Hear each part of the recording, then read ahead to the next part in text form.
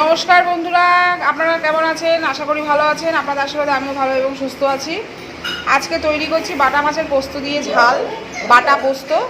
তো চলুন এই রান্নাটা কিভাবে তৈরি করছি দেখে নেওয়া যাক। বাটা মাছ পোস্ত দিয়ে রান্না করার জন্য আমি আগে বাটা মাছগুলোকে ভালো করে ধুয়ে হলুদ নুন মাখিয়ে রেডি করে রেখেছি। এরপর এগুলোকে আমি ভেজে নেব। তেল দিয়ে দিয়েছি, তেল গরম হয়ে গেছে। এবার বাটা মাছগুলোকে ভেজে নেব।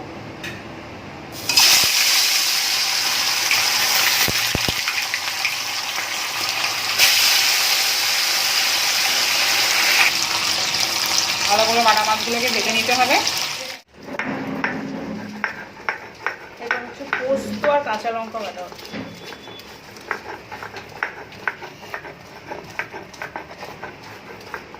এটা অল্প বলে এরকম করে বাটা হচ্ছে, বেশি হলে মিক্সারই করা যায়। ভাজা হয়ে গেছে, এবার এই মাছগুলোকে আমি তুলে নেব। বাটা মাছগুলো আমার ভাজা হয়ে গেছে, তুলে রেখেছি। আর এই মাছের তেলের মধ্যে দেবো দুটো শুকনো লঙ্কা, দেবো কালো জিরে, আর দিয়ে দেবো কেটে রাখা টমেটো। টমেটোটাকে ভালো মতো একটু গলে যায়, তার জন্য দিয়ে দেবো সামান্য লবণ।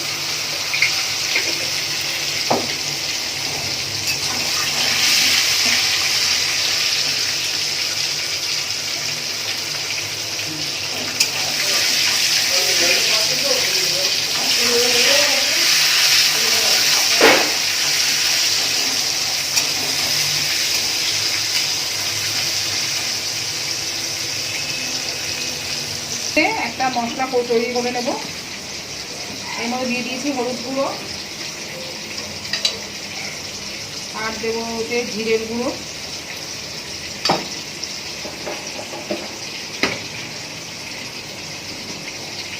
আর দেবো এতে ধনের গুঁড়ো।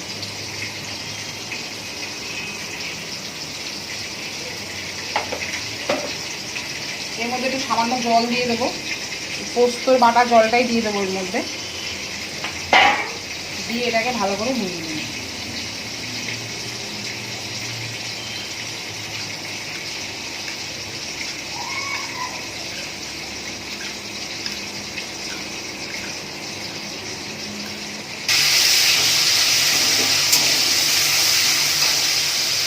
এরপরে এই গুলে রাখা মশলাটা দিয়ে দেবো।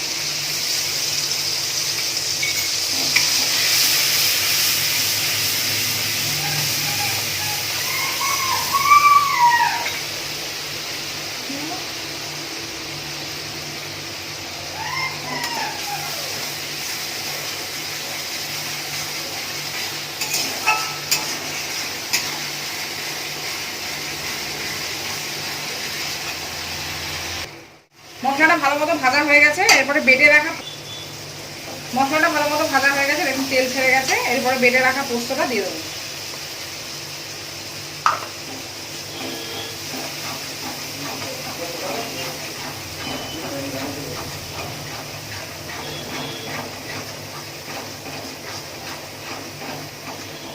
পোস্ত দিয়ে বেশি ভাজা যাবে না, বেশি ভাজলে পোস্তটা প্রবলেম হতে পারে।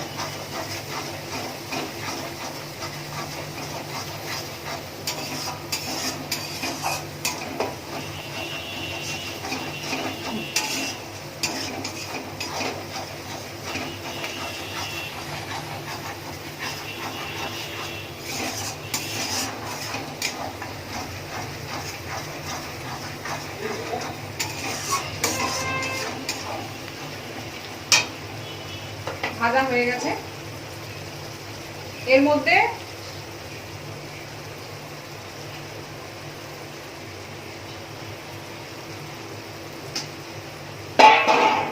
শিলনোড়ায় বেটে রাখা যে জলটা আছে, পোস্ত বেটে রাখা জলটা, সেই জলটা দিয়ে দেবো।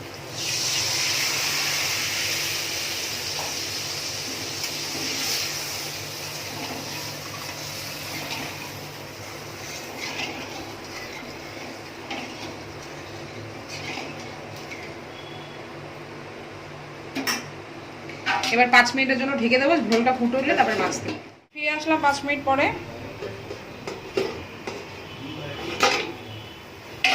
ঝোল ফুটে গেছে দেখুন।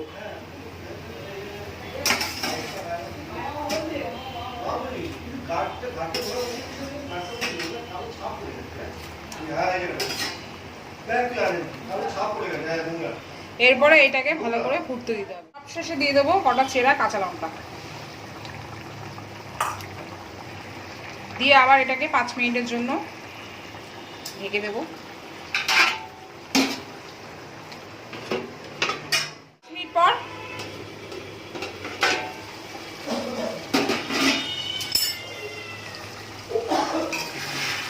একদম রেডি আমার বাটা মাছের পোস্ত। বাটা পোস্ত পুরো রেডি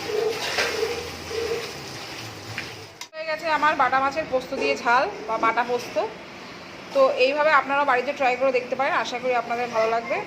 যদি এই রান্নাটা ভালো লেগে থাকে তবে অবশ্যই লাইক করবেন, কমেন্ট করবেন, শেয়ার করবেন, করার অনুরোধ রইল। তো আজকের মতো টাটা, আপনারা ভালো থাকবেন, সুস্থ থাকবেন।